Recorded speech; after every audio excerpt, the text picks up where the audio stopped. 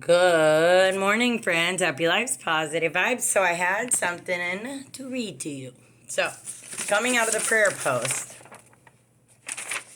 says, my husband sang about God's goodness every Sunday morning and told me I was worthless every Sunday afternoon. That same mouth, the same voice that made 200 people close their eyes and lift their hands. By noon, that voice was listing everything I'd done wrong. So calm, he would have been reading a grocery list. The drive from church to our house was 8 minutes. I timed it. I needed to know how long I had to survive. He'd pull out of the parking lot, still waving, still shining. By the second spotlight, the shine was gone. I talked too long to the pastor's wife.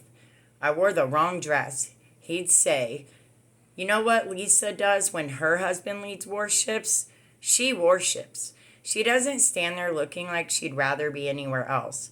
I opened my mouth and he reached over and squeezed my thigh. Hard. Not a hit. Nothing that leaves a mark, but hard enough that I stopped talking. He kept his eyes on the road, like silencing me wasn't worth his full attention. Some Sundays, he'd pull into the driveway and lock the doors before I could get out. He wouldn't say anything for 10, 15 seconds. Then, we're going to sit here until you can tell me what you did wrong today. I'd list things until he was satisfied. He'd nod, unlock the door, and walk inside like we had just had a normal conversation. But here's the part that made me feel like I was losing my mind. In the lobby, he was perfect, hand on my waist. When the pastor walked by, forehead kiss in front of the women's ministry team. The only time he touched me all week. And I knew it wasn't for me. It was for them. I was a prop. His hand on my back in the lobby and nothing at home for months. He remembered other women's prayer requests. He'd find them in the parking lot, hold their hands and say, I've been praying for you.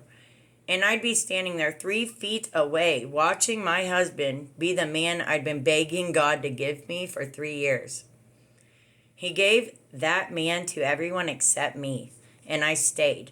Not because I had nowhere to go, because I still wanted to be the woman everyone envied on Sunday mornings. That is the part I hate saying out loud. I'm going to pause on her story real quick and tell her I am proud of you. I am so proud of you for writing this. We left off on her saying, that is the part I hate saying out loud. I told my friend Dana in October at a Panera, hands around a coffee I wasn't drinking. She tilted her head. She actually tilted her head. And she said, he's not like that. 4 words. 4 words. The cage sealed shut. Not by him, by everyone who loved the man on stage. Lent came in February. I didn't give up anything. What would I surrender? I'd already given up my voice. My confidence, my closet, my right to cry in my own house. I had nothing left to fast from, but God took something anyway. The Saturday night before it happened, I locked the bathroom door and I got on the tile floor and I prayed the ugliest prayer I'd ever prayed. Face in a bath mat. Nobody believes me. Either fix this or get me out because I cannot do another 8-minute car ride. I'm begging you. I didn't hear anything. I went to bed with my hair still wet and my face swollen. Maybe silence was the answer. Sunday morning. Sunday morning. I walked in and I passed... Sunday morning I walked in and I passed an older woman singing a visitor card at the welcome table. I didn't look twice. I sat down in the second row and I waited for it to be over. Third song. The one where the lights dim and everyone lifts their hands. I was mouthing the words without singing because my throat closed every time I watched him pretend to be holy. She sat down next to me, the woman from the welcome table, the one with the visitor badge. She didn't lift her hands, didn't close her eyes. She looked at me. I braced. She was going to tell me my husband was anointed, or that we made a beautiful couple, or that watching him lead worship can change her whole week. I had the smile ready. I had the thank you so much, that means the world ready. I'd said it so many times, it didn't even require my brain anymore. She put her hand on my arm, a grandmother hand, and leaned in and said, I don't know what's happening in your life, but God told me to tell you that He sees you, and this is not what He has for you. His voice was still filling the room. When the song ended, she stood up and walked out. I never saw her again. I left while he was at rehearsal. One bag. I thought the hard part was over. The church turned on me. A woman from the prayer team texted, I'm praying for your heart because clearly the enemy has a hold on it. I read that in my mother's kitchen and I laughed until I cried.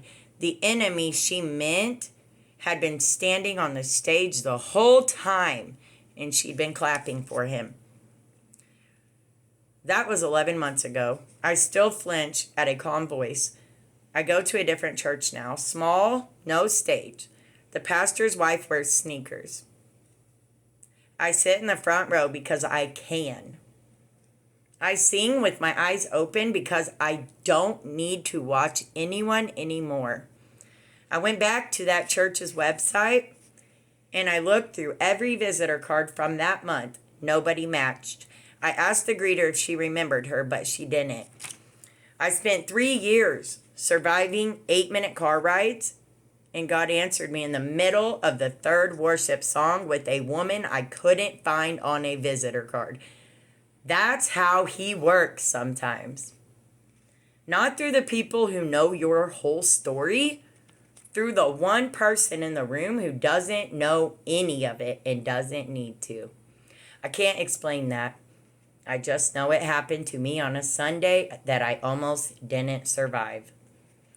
And if He can reach me through a stranger in a folding chair, I don't think anyone's too hidden for Him to find. Written by Megan from North Carolina. Megan, I am so proud of you. I love that testimony letter. Keep shining bright. Listen, the church did that to my mom, matter of fact. So, that story really touched me deeply. But that is why my mom doesn't go to church. It's because the church shunned her when she left my dad for cheating on her. And Mom, I'm proud of you. I love my daddy. Don't get me wrong. I love my dad. But I'm also proud of my mom. No woman deserves to be mistreated. No woman deserves things like that, you guys. To like all the churches, that's a lot of reasons that, that people are pushed away. Women, are you listening? My beautiful women. Same with men if you're, in a relationship. But women, it is never okay for a man to make you close your mouth. Just the fact that he put his hand on your thigh and squeezed, I remember those days. And I'm so proud of you. I'm so glad that God sent that messenger. That messenger was your angel, my friend. That was your angel from God that was giving you that push saying this, you deserve better. You deserve so much better. And if you ever, hear this video, please, update me on where you're at today. I did get this from my spiritual warfare prayer book. I enjoy reading your guys' testimonies. With God, all things are possible. I am proud of you. Keep shining bright. Don't ever let yourselves be mistreated. You deserve the world. Women, if they aren't treating you like a queen, you're not in the right house. You should be treated like a queen at all times. My husband tells me I'm beautiful every single day. He thanks me no matter what I cook, even if it's trash. And he's always soft-spoken, very sweet, and kind. And that is what we all deserve, okay? We all deserve love. With that being said, remember this. You are beautiful, you are loved, and you are a child of God. And I'm going to buy new curtains. Bye.